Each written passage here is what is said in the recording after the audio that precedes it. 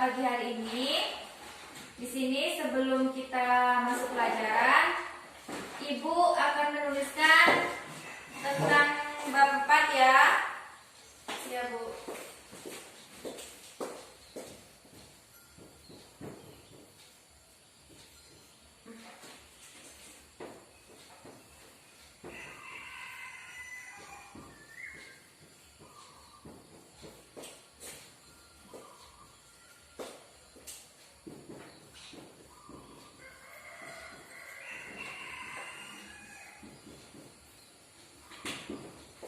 Oke, pada bab 4 ini kita belajar mengenai adab sholat dan adab berzikir.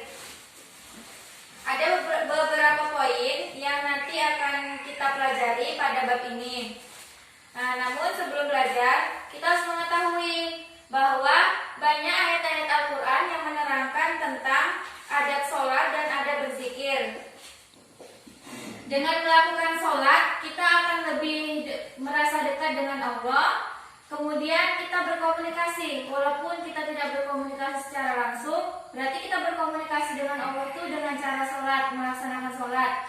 Kemudian setelah kita melaksanakan sholat, kita diiringi dengan berzikir. Dengan kita berzikir, hati kita akan merasa lebih tenang, lebih tentram dalam kehidupan sehari-hari. Contoh zikir yang sederhana dalam kehidupan sehari-hari, seperti Bismillahirrahmanirrahim, itu termasuk ke dalam zikir. Kita pernah sering melakukannya dalam kehidupan sehari-hari, tetapi kita tidak mengetahui apakah itu termasuk zikir atau tidak. Sebenarnya Bismillahirrahmanirrahim itu termasuk ke dalam kata-kata zikir. Yang kedua, contohnya seperti Alhamdulillah. Alhamdulillah juga termasuk dalam zikir. Contoh dari berzikirlah. Sebelum kita masuk pelajaran, Ibu tadi telah menerangkan sedikit mengenai materi kita. Ibu telah memberikan pengarahan kepada Anda semua tentang mengapa kita harus berzikir, mengapa kita melaksanakan sholat, kemudian contoh dari zikir yang sederhana ya. Sekarang kita masuk materi kita. Di sini ada beberapa poin yang harus Anda kuasai. Yang pertama, pengertian sholat dan zikir, dan pengertian adab sholat dan zikir. Yang kedua, ayat yang berkaitan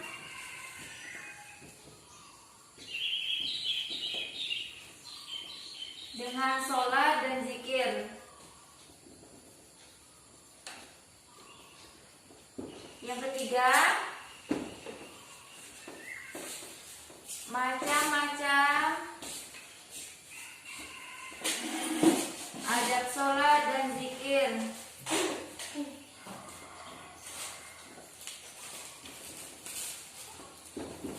Nah, kita masuk yang poin pertama dulu ya, pengertian sholat dan zikir. Jadi di sini sholat itu adalah secara bahasa, sholat berarti doa. Secara istilah, sholat itu adalah beberapa ucapan dan perbuatan yang dimulai dari takbir dan diakhiri dengan salam. Kemudian sholat itu merupakan kewajiban bagi umat muslim, baik laki-laki maupun perempuan yang sudah balik atau sudah berakal. Berarti pada hakikatnya Anda semua, sholat itu termasuk cara kita berkomunikasi dengan Allah, cara kita mengadu dengan Allah, dengan cara kita melaksanakan sholat. Di samping kita melaksanakan sholat, kita melaksanakan apa, Bu? Setelah kita melaksanakan sholat, kita berzikir. Berzikir kepada Allah. Untuk apa? Berzikir itu untuk mengingat Allah, untuk memuji Allah, kemudian untuk menyebut nama Allah, untuk mengenang nama Allah. Itu cara kita berzikir kepada Allah. Jadi, di sini zikir secara istilah adalah ibadah untuk mengingat Allah dilakukan dengan menyebut dan memuji namanya.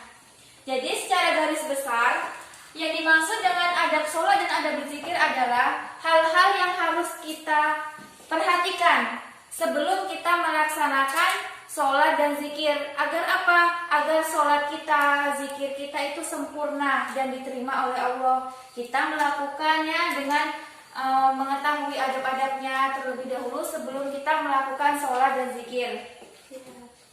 Apakah paham anak ibu semua? Paham, Bu. Baiklah, kita masuk poin yang kedua tentang ayat-ayat yang berkaitan dengan sholat dan zikir.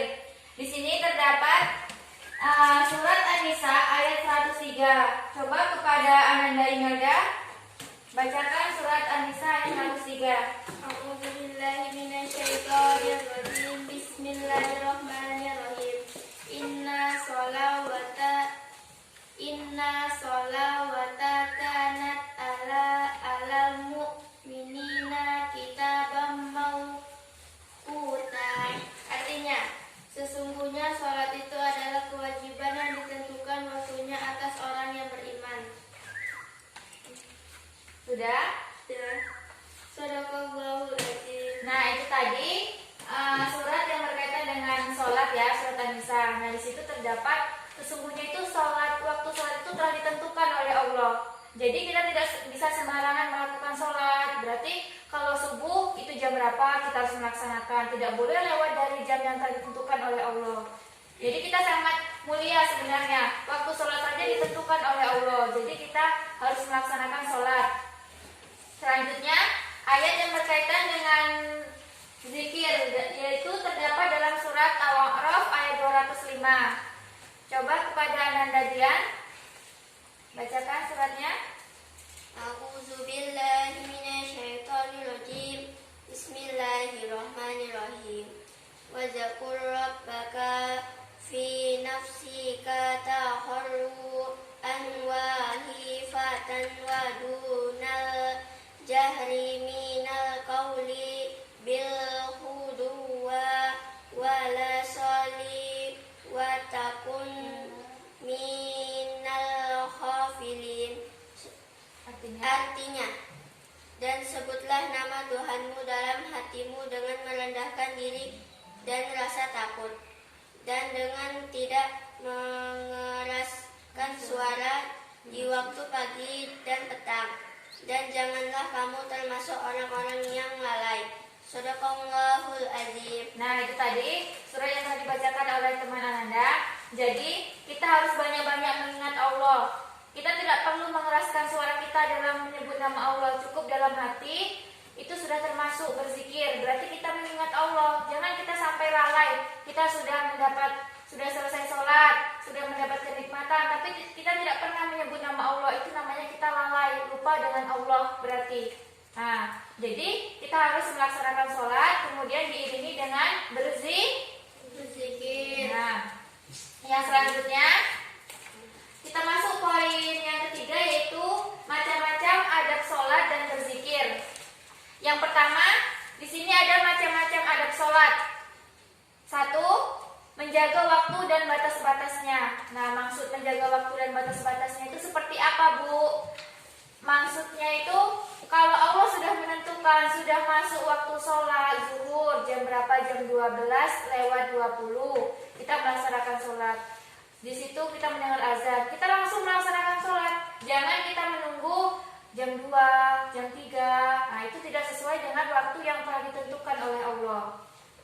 Yang kedua, demikian pula tempat sholat dan sujud kita rapikan dan bersihkan dari najis. Jadi sebelum kita melaksanakan sholat, kita tuh harus bersih dulu. Tempat kita melaksanakan sholat yang pertama itu harus bersih dari najis. Tidak boleh ada najisnya di situ. Yang ketiga, memakai pakaian yang terbaik. Nah, jadi untuk melaksanakan sholat, kita harus memakai pakaian kita yang paling bagus di rumah. Jangan pakaian kita yang bagus itu hanya untuk pergi ke pasar, pergi main. Nah, jadi kita sholat juga harus memakai pakaian yang rapi. Yang keempat, menyesal serta bersedih. Jadi kita itu dalam melaksanakan sholat, kita harus benar-benar ada rasa penyesalan. Namanya kita itu seperti bertobat. Kita contohnya di waktu dari jam 6 tadi kita telah melakukan dosa.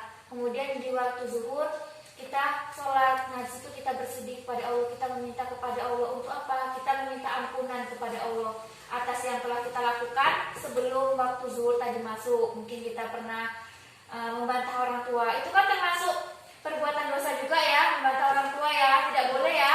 Nah, jadi dengan cara kita tuh sholat, kita mengingat bahwa kesalahan kita, terus kita berdoa kepada Allah. Nah, itu namanya kita sudah meminta kepada Allah, bertobat kepada Allah. Nah, yang kelima, kita tuh harus khusyuk. Sholat itu harus khusyuk, seperti sholat yang dilakukan oleh Nabi Muhammad SAW. Kita harus benar-benar ketika kita melaksanakan sholat itu, kita benar-benar bahwa inilah hidup kita terakhir. Contohnya, kita melaksanakan sholat subuh, berarti kita harus fokus. Kita berpikir bahwa ini di jam inilah kita hidup terakhir dan kita tidak akan pernah hidup lagi. Supaya apa? Supaya sholat kita itu lebih khusyuk. Kita mengingat kematian, mengingat Allah. Nah, itulah cara kita untuk agar sholat kita tuh lebih khusyuk lagi. Baiklah, yang kedua ada berzikir. Yang pertama ada berzikir itu bisa dibuka, coba saudara Dian halaman 51. Nah, lihat situ ya. Ada berzikir yang pertama menghadap kiblat. Yang kedua berzikir dengan zikir dan witir yang telah dicontohkan Rasulullah. Yang ketiga mencoba memahami makna dan khusyuk dalam melakukannya. Jadi kalau kita melakukan zikir, kita tuh harus benar-benar niatkan diri kita untuk benar-benar berzikir kepada Allah. Yang keempat, mewangikan pakaian dan tempat dengan minyak wangi. Jadi kita harus memakai wangi-wangian baju kita ya, kalau kita ingin melaksanakan berzikir. Begitu juga dengan sholat, kita harus memakai pakaian yang bagus dan wangi-wangian. Yang kelima, memilih tempat yang agak sunyi. Jadi kalau mau berzikir itu, contohnya seperti selesai kita melaksanakan sholat subuh, itu kan sunyi, belum ada orang bangun. Nah, kita di situ habis sholat subuh melaksanakan zikir dalam hati, kemudian sambil kita meneteskan air mata. Nah, itu juga termasuk ke dalam adab dalam berzikir. Jadi, itulah tadi adab berzikir dan adab sholat yang telah Ibu jelaskan. Apakah ada yang ingin ditanyakan dari Anda semua? Enggak, Bu. Paham? Insyaallah. Alhamdulillah kalau Anda semua dapat memahami apa yang telah Ibu sampaikan. Baiklah, di sini Ibu akan memberikan contoh-contoh sederhana dari sholat kemudian berzikir. Coba Ibu ingin bertanya kepada Anda semua, siapa yang telah melaksanakan sholat 5 waktu? Siapa yang nggak pernah bolong sholatnya gitu? Saya, Bu. Yang lain? Dia gimana sholatnya, masih bolong-bolong? Masih? Noni? Nisa? Ruri? Nah, jadi yang sholatnya itu masih bolong-bolong, coba kita melaksanakan sholat, kita niatkan sholat 5 waktu. Jangan kita lalai dari waktu yang telah ditentukan. Selain kita sholat 5 waktu kan ada subuh, zuhur, asar.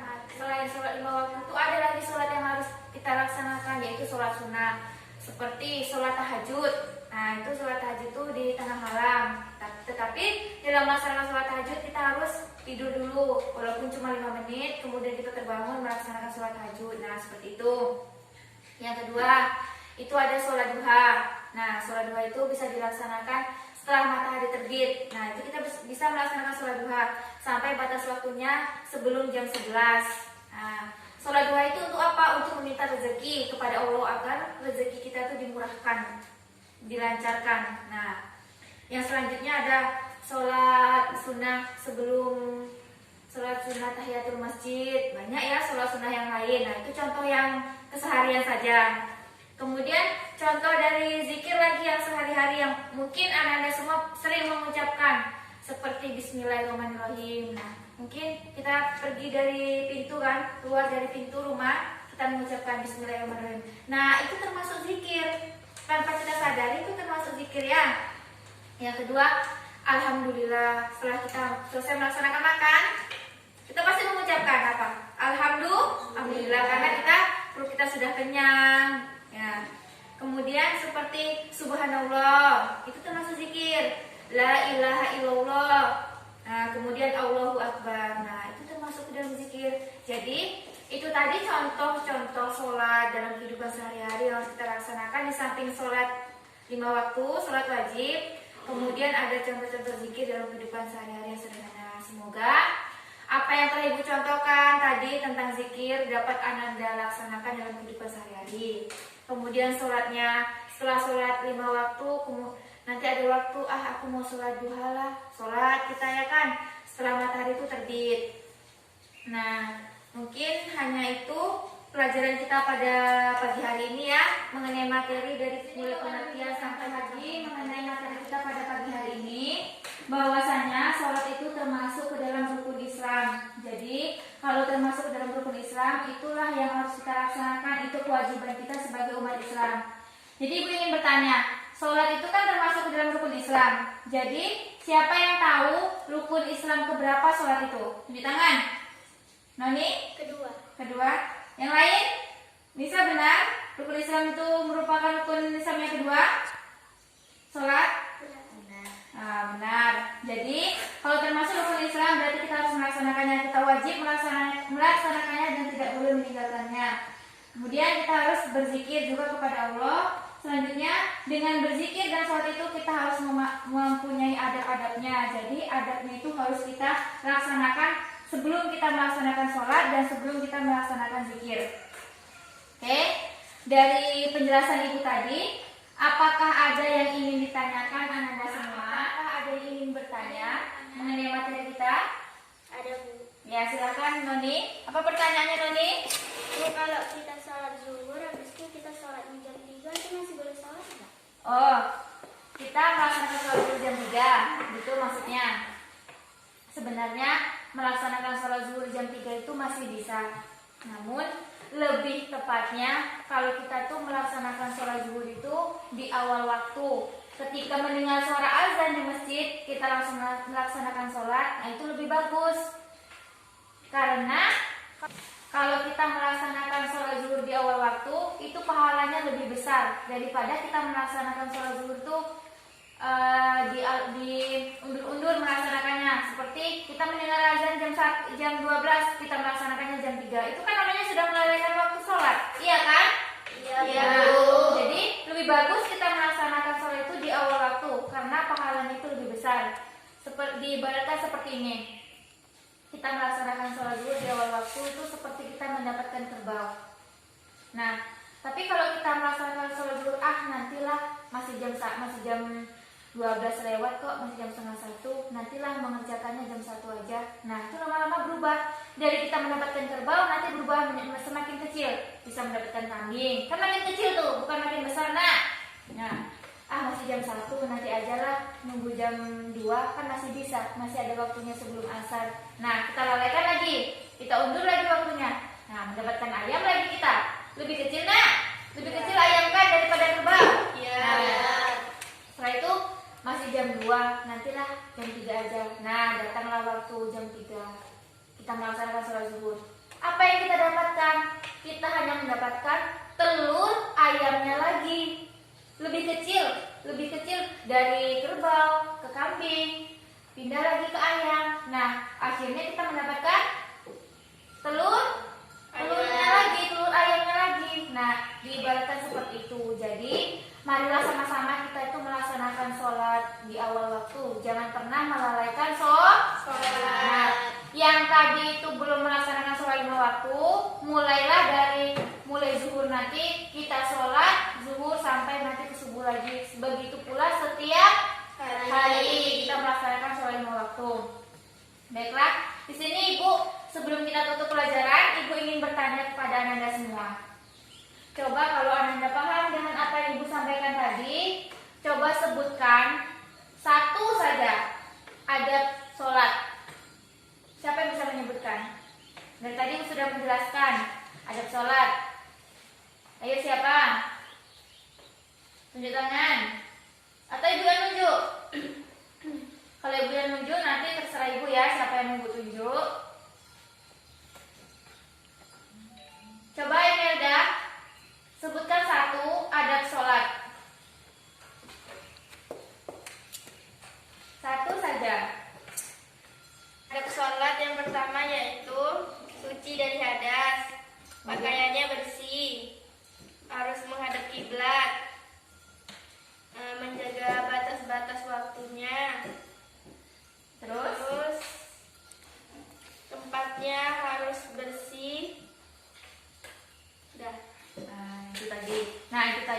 Berarti Ananda Imelda setelah memahami apa yang disampaikan. Yang lain bagaimana? Apakah sudah memahami? Sudah, Bu. Coba kalau saudari Noni Ibu suruh menyebutkan ulang, bisa? Satu, Ya, coba sebutkan. tempat sholat yang rapi, yang bersih. Ya, itu termasuk salah satunya. Nah, mungkin hanya itu pelajaran kita pada pagi hari ini. Jadi, semua yang telah Ibu jelaskan tadi, itu semua akan Ibu masukkan ke dalam soal ujian. Jadi, kita belajar lagi di rumah. Yang belum paham, di sini bilangnya paham, Bu. Sudah paham, Bu. Nah, pasti seperti itu. Tetapi nanti kalau ketika ujian, banyak yang nilainya rendah ya. Jadi, di rumah dipelajari lagi. Apa yang Ibu sampaikan diulangi lagi. Nanti kalau ujian, kemungkinan apa yang Ibu sampaikan tadi akan Ibu keluarkan semuanya. Paham? Paham, Bu. Baiklah, hanya itu pelajaran kita pada pagi hari ini. Ibu akhiri, alhamdulillahirobbilalamin. Wassalamualaikum